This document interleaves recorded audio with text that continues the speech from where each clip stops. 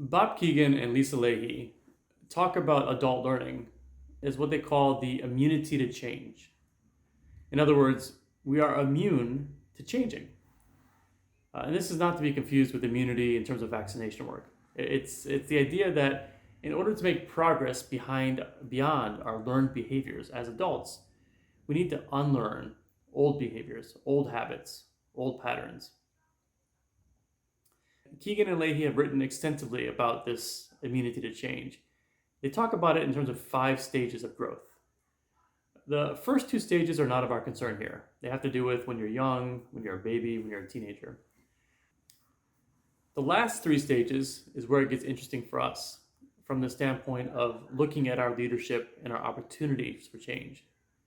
So stage 3 in this model is what's often talked about or called the socialized mind. It's very authority driven, where we get really good at reading and meeting people's expectations of us. It's about consistency. It's about being a problem solver, a go-to, a team player too. It's not a bad thing. It's often where you derive your authority. That's stage 3. Stage 4 is what's called the self-authoring mind. It's more purpose-driven. It requires a bit more what they would call mental complexity. It's where we're not just meeting people's expectations of us, but we're redefining those expectations. We're redefining the problems that we're here to solve. It's where we have an internal compass, an internal source of authority for our actions.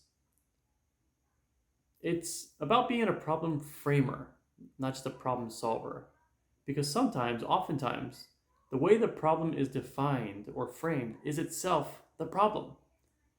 And we spend a lot of time in our organizations and in our personal lives perfectly solving the wrong problems. So from this higher stage of learning, of adult mental complexity, we begin to see and redefine problems to create more meaningful change.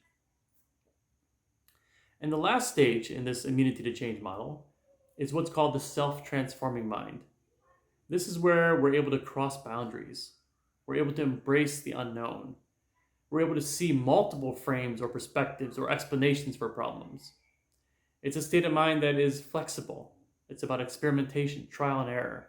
According to the research of Kegan and Lahey, about 8% of us spend time in this self-transforming mindset.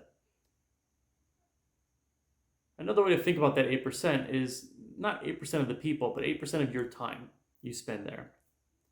Another 35% of our time is spent in stage 4, in that self-authoring mind. And most of our time is spent in stage 3, that socialized mind. So the reflection that I want to guide you through next is designed to help us move to the next stage of mental complexity, the next stage of adult learning and growth, regardless of where we're starting. And in doing so, increase the likelihood that we can affect and lead consequential change and get out of our own way.